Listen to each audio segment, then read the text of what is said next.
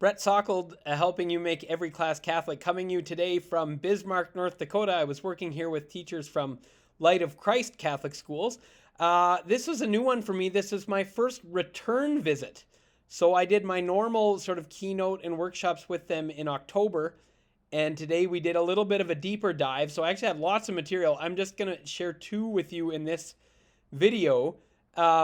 So we were going around the room. The teachers in this case had to bring a topic to the day to be prepared to talk about how they might approach their topic from a Catholic point of view. So we were going around the room, and in one of the sessions with the elementary school teachers, two interesting ones that came up. One was animal needs, and one was opinion.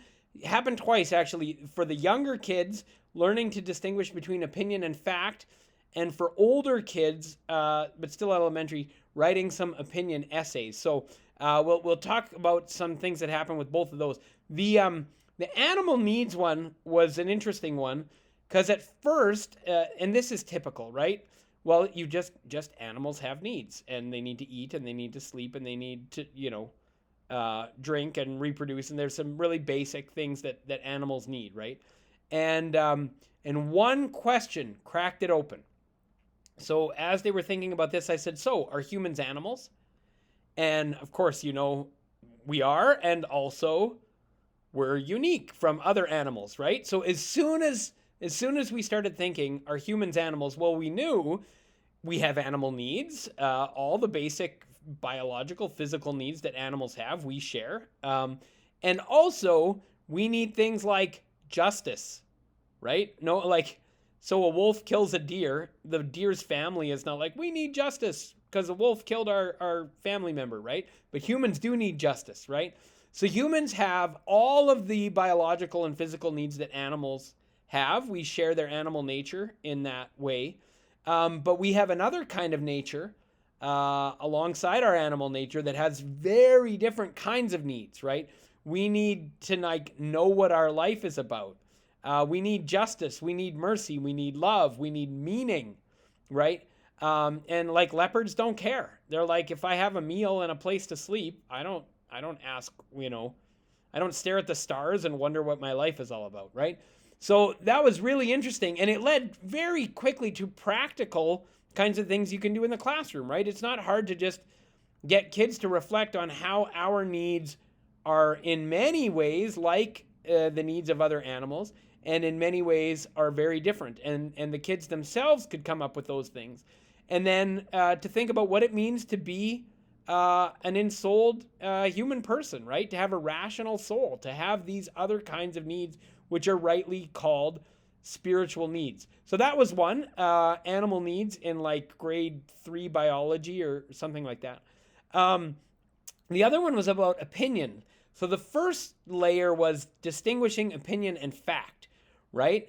And in some ways that's kind of simple, but there was an important layer that's easy to miss, which is that there's opinion and there's opinion, right? Not just because they're like one another in not being facts does not mean every opinion is equally valid. Opinions can be more or less justified, right? So a person might have an opinion for terrible reasons. They might even actually have the right opinion and have the wrong reasons, right? Which is a tricky one. But it's important to make those distinctions, right? Something is not justified or excusable because it falls in the realm of opinion. You still actually have to do the work to justify it, to show that this is a reasonable position to hold, right?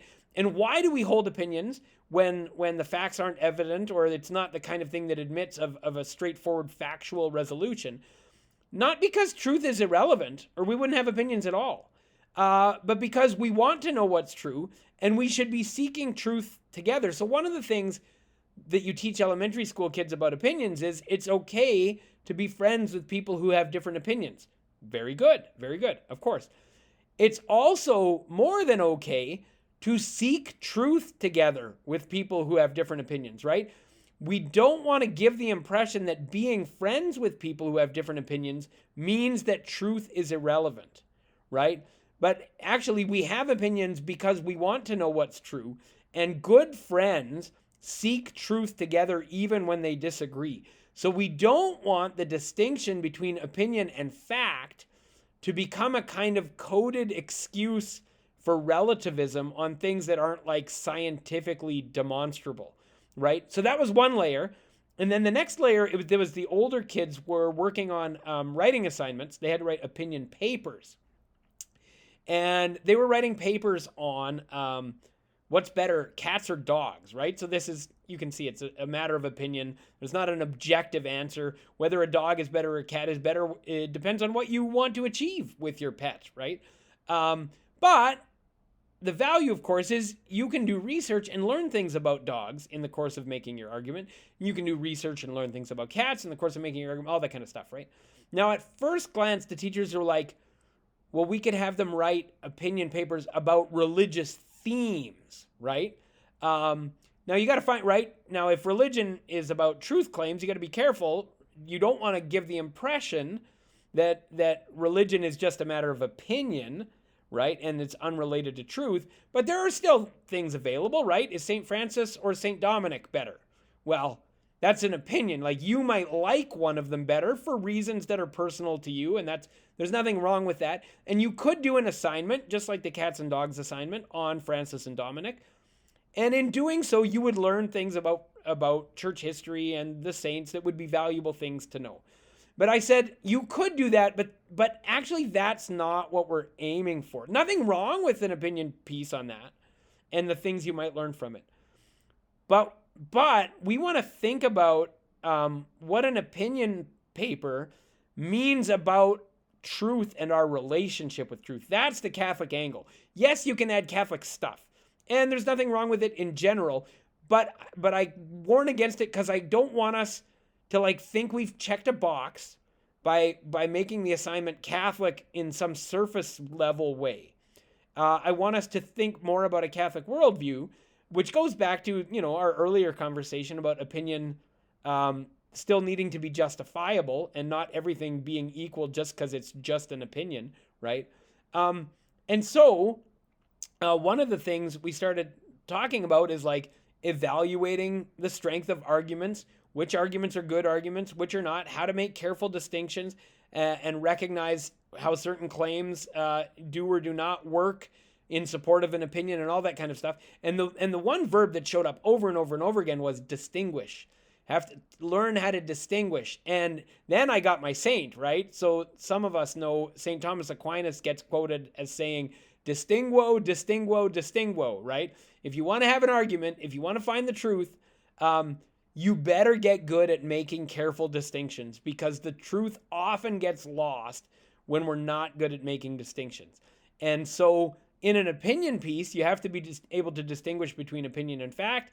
You have to be able to distinguish between justifiable and unjustifiable opinion. You got to be able to distinguish between strong and weak argument, or even illegitimate argument, right? All of those kinds of distinctions are important for our relationship with the truth. Opinion is a real thing and it matters, but it's very easy to misunderstand the role of opinion in our natural pursuit of truth. And it can become a feature of sort of relativistic articulations of our relationship with truth. And we want to make sure that when we're exploring that element in Catholic school, that we're very clear that it doesn't work that way, right? And so this is a general rule. There's often Catholic stuff you could add, but and there's nothing wrong in and of itself with writing an opinion paper on Francis or Dominic, right? And you could even learn valuable things in the research that you do for that paper.